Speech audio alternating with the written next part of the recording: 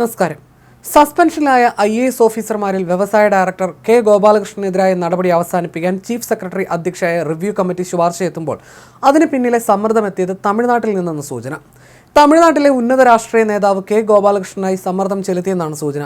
ഈ സാഹചര്യം രണ്ട് മുതിർന്ന IASകാർ മുതലെടുത്തു. അങ്ങനെയാണ് റിവ്യൂ കമ്മിറ്റി അതിവേഗ തീരുമാനമെടുത്തത്.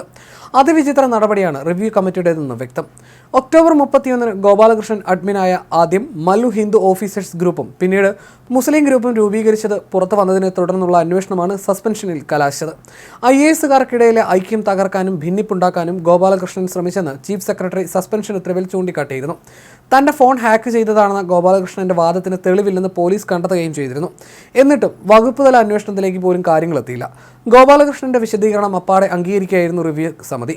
ജേക്കബ് തോമസിനെ പോലുള്ള IPSകാരെ ന്യായമല്ലാത്ത കാര്യങ്ങൾക്ക് മാസങ്ങൾ പുറത്തു നിർത്തി പീഡിപ്പിച്ച ചരിത്രം പിണറായിയുടെ ആദ്യ സർക്കാരിനുണ്ട്.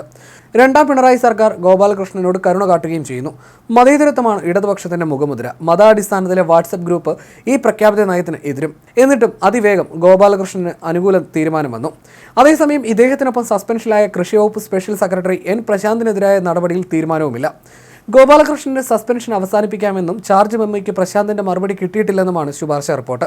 രണ്ടുപേരുടെയും കാര്യത്തിൽ ഇനി തീരുമാനമെടുക്കേണ്ടത് മുഖ്യമന്ത്രിയാണ്. ചാർജ് മെമ്മോയിലെ സംശയ ദൂരീകരണത്തിന് പ്രശാന്ത് കത്ത് നൽകിയിരുന്നു. 7 കാര്യങ്ങളാണ് ചോദിച്ചത്. ഇതിന് സർക്കാർ മറുപടി നൽകിയതായി സൂചനയില്ല. സസ്പെൻഷൻ ഉത്തരവിൽ ഗോപാലകൃഷ്ണനെതിരെ ഉണ്ടായിരുന്ന ഗുരുതര ആരോപണങ്ങൾ ഒഴിവാക്കിയാണ് ചാർജ് മെമ്മോ നൽകിയത്.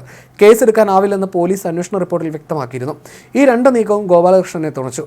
ചാർജ് മെമ്മോയിൽ വിശദീകരണം നൽകാവുന്ന ആരോപണങ്ങൾ മാത്രമേ ഉണ്ടായിരുന്നുള്ളൂ. ഈ അവസരം മുതലാക്കുകയും ചെയ്തു ഗോപാലകൃഷ്ണൻ. ഇതിനെല്ലാം കാരണമായത് തമിഴ്നാട്ടിൽ നിന്നുള്ള രാഷ്ട്രീയ സമ്മർദ്ദമെന്നാണ് സൂചന. തമിഴ്നാട് സ്വദേശിയാണ് ഗോപാലകൃഷ്ണൻ. ഇതാണ് നിർണായകമായത്. നേരത്തെ മതാടിസ്ഥാനത്തിലെ ഗ്രൂപ്പ് ഉണ്ടാക്കലിൽ വിദ്വേഷ പരാമർശങ്ങളടങ്ങിയ സന്ദേശങ്ങൾ ഗ്രൂപ്പിൽ ഇല്ലാത്തതിനാൽ കേസ് നിലനിൽക്കില്ലെന്നാണ് പ്രാഥമിക അന്വേഷണം നടത്തിയ narcotic cell assistant commissioner Ajith Chandran നായരുടെ റിപ്പോർട്ടിൽ പറഞ്ഞിരുന്നത്. സ്വന്തം ഫോൺ റീസെറ്റ് ചെയ്ത് വിവരങ്ങളെല്ലാം ഗോപാലകൃഷ്ണൻ നീക്കിയതിനാൽ ഗ്രൂപ്പ് ഉണ്ടാക്കിയത് അദ്ദേഹം തന്നെയാണെന്ന് തെളിയിക്കാനാകാത്തതും വെല്ലുവിളിയായി.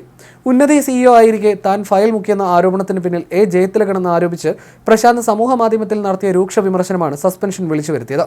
ഫയൽ മുക്കിയെന്ന ആരോപണം വ്യാജമെന്നായിരുന്നു പ്രശാന്തിന്റെ മറുപടി. ഇത് ശരിയാണെന്ന മട്ടിൽ കൂടുതൽ തെളിവുകളും പിന്നീട് പുറത്തു വന്നിരുന്നു.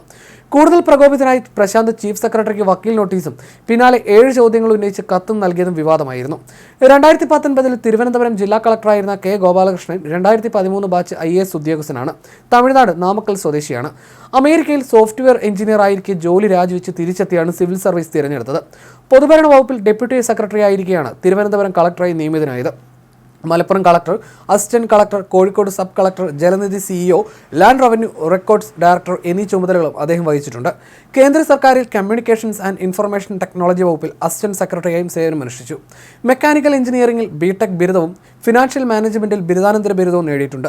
നാമക്കലിലെ കർഷകരായ കാളിയണ്ണനും ശെൽവമണിയുമാണ് മാതാപിതാക്കൾ. കോവിഡ് കാലയളവിൽ 2020 ഗോപാലകൃഷ്ണൻ മലപ്പുറത്ത് കളക്ടറായി എത്തി കോവിഡ് പ്രതിരോധ പ്രവർത്തനങ്ങൾക്ക് നേതൃത്വം നൽകി.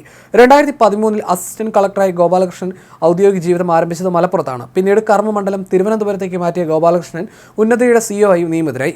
ആ സമയത്താണ് N പ്രശാന്തുമായി ബന്ധപ്പെട്ട ഫയൽ വിവാദം ഉടലെടുത്തത്. വ്യവസായ ഡയറക്ടർ ആയിരിക്കെ കഴിഞ്ഞ ദീപാവലിയുമായി ബന്ധപ്പെട്ടാണ് മത അടിസ്ഥാനത്തിലുള്ള വാട്സപ്പ് ഗ്രൂപ്പ് ഉണ്ടായത് സംബന്ധിച്ചുള്ള പരാതി ഉയരുന്നതും ഒടുവിൽ സസ്പെൻഷനിലെത്തിയതും.